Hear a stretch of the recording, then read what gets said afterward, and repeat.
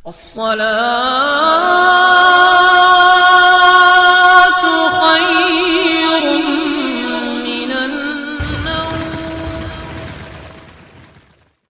बेदम यही तो पांच है मकसूद कायनात, बेदम यही तो पांच है मकसूद कायनात, खैरुन्निसा हुसैन हसन मुस्तफ़ा अली। यही पांच हैं जिसकी खातिर परवरदिगार ने इस कायनात को वजूद बख्शा।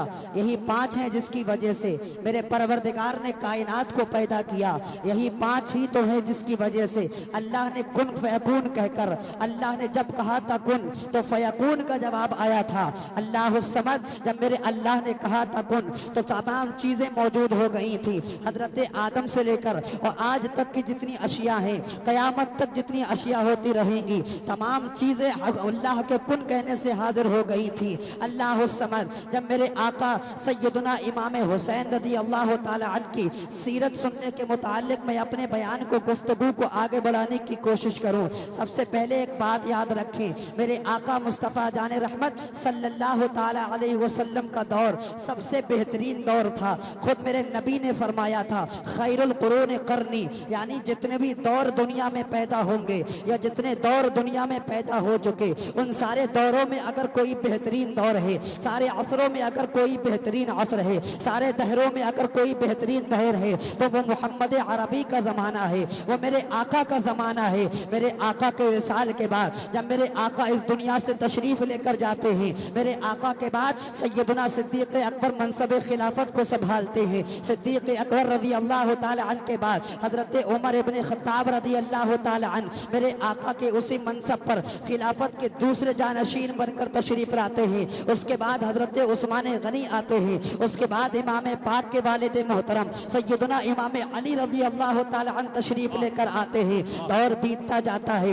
ज़माना गुजरता जाता है। अल्लाह समद, मेरे आका सैयदना इमाम पाक के ज़माने से पहले एक दौर आता है सैयदना अमीर मुआविया रज़ी अल्लाह ताला अन्हु का।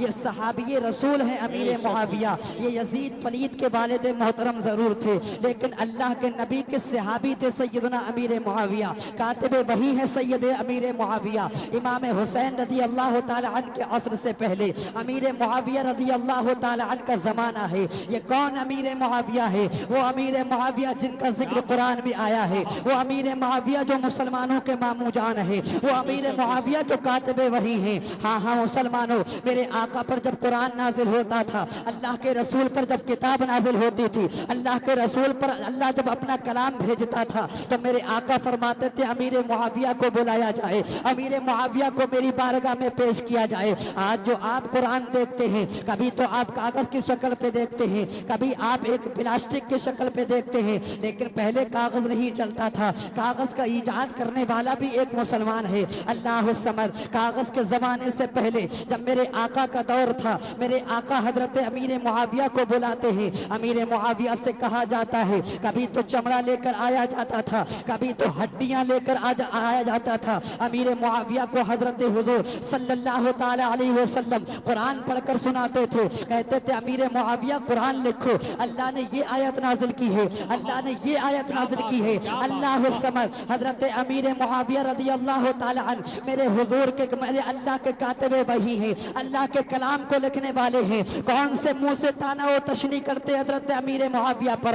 अगर बेटा ना लायक निकल जाए, अगर बेटा ना हंजार निकल जाए, तो बाप की शान में तो कोई कमी नहीं आ सकती प्यारे। ये वो सहाबी रसूल हैं जिनका जिक्र कुरान में आया है। कुरान फरमाता है कुल्लुम वअदल्लाहुल हुस्ना, अल्लाह ने तमाम के साथ भलाई का इरादा किया है। अल्लाह समझ, ये वो सहाबे रसूल हैं जिसके बारे में मुस्तफ़ा फरमाते हैं मेरे सहाबा से तुम अदल से काम लिया करो। ये वो सहाबा हैं जिसके बारे में नबी फरमाते हैं मेरे सहाबा तूफान नूह में जो तूफान आया था उस कश्ती की तरह है, जो मेरे सहाबा की कश्ती में शामिल हो गया समझो को वो निजात पा गया, और जब मेरे सहाबा की कश्ती में सवार न हो सका समझो को वो डूब कर रह गया। अल्लाह समझ, ये हजरत अमीर मुआविया की शान है प्यारे। और आगे बढ़िए प्यारे, जब हजरत अमीर मुआविया रज़ी अल्लाह ताला अन्हु का इंतकाल पर मलाल हो जाता है, हजरत अमीर मुआविया इस दुनिया को छोड़कर चले जाते हैं। हजरत अमीर मुआविया इस दुनिया को खैराबाद कह देते हैं तो यजीद पलीत नहंजार उड़ता है, खिलाफत का दावा कर देता है। अल्लाह समझ, इसने तमाम मक्के में, तमाम कूफे में, तमाम अतराफ में, तमाम बिलाद में, तमाम शहरों में अपने खतूत जारी कर दिए। अपने खत जैसे ही रवाना किए कि सबसे पहले मदीने में खत भेजा जाए, सबसे पहले मक्के में खत भेजा जाए, सबसे पहले मदीने में हजरत अब्दुल्ला इब्ने उमर से बैत ले ली जाए, अब्दुल्ला इब्ने जुबैर से बैत ले ली जाए, इमाम हुसैन इब्ने अली से बैत ले ली जाए। अल्लाह समझ, जैसे ही यजीद का खत मक्का मुकर्रमा आता है, मदीना मुनव्वरा आता है, यजीद का खत आते ही उस वक्त में जो मदीने के गवर्नर थे उनका नाम वलीद इब्ने उक़बा था। वलीद इब्ने उक़बा ने जैसे ही खत पढ़ा और इमाम हुसैन को तलब किया, हजरत अब्दुल्ला इब्ने जुबैर को तलब किया, हजरत अब्दुल्ला इब्ने उमर को तलब किया। इमाम हुसैन को रात के सन्नाटे में बुलाया जाता है। मौला हुसैन रात के सन्नाटे में अपने कुछ साथियों को लेकर वलीद इब्ने उक़बा की दरबार में आते हैं। वलीद इब्ने उक़बा के पास आकर आप अपने साथियों से कहते हैं तुम बाहरी खड़े रहना, तुम बाहरी आराम करना। अगर मेरी आवाज अंदर से तुम्हें भारी लगे, अगर मेरी आवाज तुम्हें अंदर से ऊंची लगे तो तुम भी अंदर आ जाना। अगर मेरी आवाज साइलेंट लगे तो तुम यहीं पर खड़े रहना, लेकिन तुम वापस मत जाना। अल्लाह समझ, सैयदना इमाम पाक की सीरत बयान करने लगा हूँ प्यारो। इमाम पाक रदी अल्लाह ताला अन्हु से जैसे ही वलीद इब्ने उक़बा ने कहा यजीद का खतनामा आया है, यजीद का हुक्म आया है कि तुम यजीद की फौरी तौर पर बैत ले लो, तो मेरे आका इमाम हुसैन ने कहा था आप मुझसे अचानक यहाँ अचानक तन्हाई में बैत क्यों ले रहे हैं, आप मुझसे अकेले में बैत क्यों ले रहे हैं। अगर आपको बैत लेना है तमाम लोगों के सामने बैत ले ली जाए, हुसैन से बैत लेना है मदीने वालों के सामने बैत ले ली जाए। अल्लाह समझ, मेरे आका सैयदना इमाम हुसैन ने जैसे ही इतना कहा बैत लेने से इनकार कर दिया, यजीद पर हाथ देने से हाथ इनकार कर दिया। अल्लाह समझ, और आगे बढ़िए प्यारे, सैयदना इमाम हुसैन रदी अल्लाह ताला अन्हु ने जैसे ही बैत लेने के लिए इनकार किया तो उस वक्त में जो गवर्नर का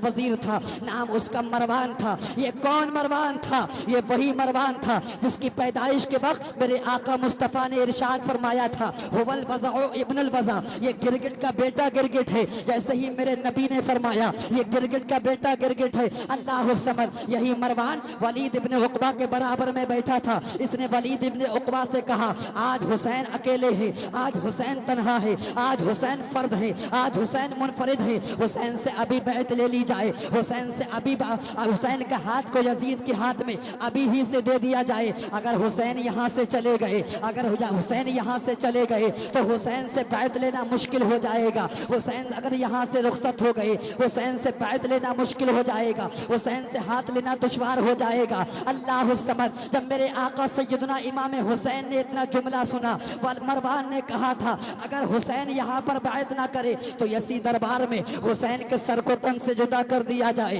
हुसैन के सर को तन से अलग कर दिया जाए, हुसैन को अब यहाँ को कत्ल कर दिया जाए। अल्लाह समझ, मेरे इमाम ने जब ये कलमे सुने मरवान इब्ने हकम के, इमाम हुसैन फरमाते हैं जालिम तुझे हुसैन इब्ने अली को कत्ल करने का मशवरा दे रहा है, तू जानता नहीं है हमारे अंदर हैदर खुरार का खून है, तू जानता नहीं है हमारे अंदर हजरत अबू तालिब का खून है, तू जानता नहीं है हमारे अंदर शेर खुदा का खून है, तू जानता नहीं है हमारे अंदर फातिमा तो ज़हरा का खून है, तू जानता नहीं है हमारे अंदर मोहम्मद अरबी का खून है। अल्लाह समझ, और आगे बढ़िए प्यारे, इमाम पाक वहां से आ जाते हैं। अब इमाम पाक जब अपने दरबार में आते हैं, दरबार में आने के बाद इमाम पाक अपनी बीवियों को हुक्म देते हैं यजीद का खत आ चुका है कि वो मेरे बैत कर ले, इसलिए कि इमाम पाक ने कहा मैं उसके हाथ में हाथ नहीं दे सकता, यजीद जानी है, यजीद फासिक है, यजीद फाजिर है, यजीद शराबी है, यजीद फासिक मौलिन है,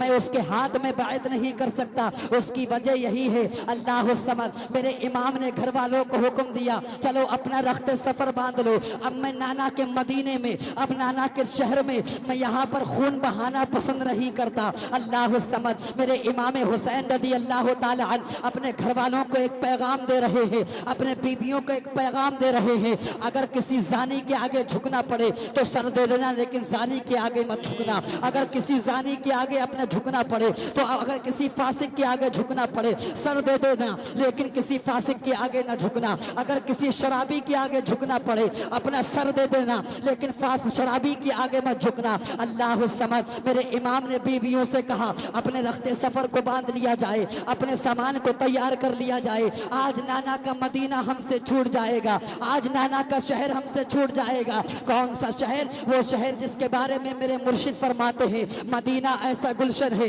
जो हर गुलशन की जीनत है। बहारे बाग जन्नत भी मदीने की बदौलत है। गजब ही कर दिया अख्तर मदीने से चले आए। ये वो जन्नत है जिसकी अर्श वालों को भी हाजत है। अल्लाह समझ, वो मदीना आज हुसैन से छूट रहा है, वो शहर आज हुसैन से छूट रहा है जिसके बारे में हुजूर ने फरमाया था जिससे हो सके वो मदीने में मरना। इसलिए कि जो मदीने में मरेगा कल मैदान महशर में उसकी मैं शफाअत करूंगा।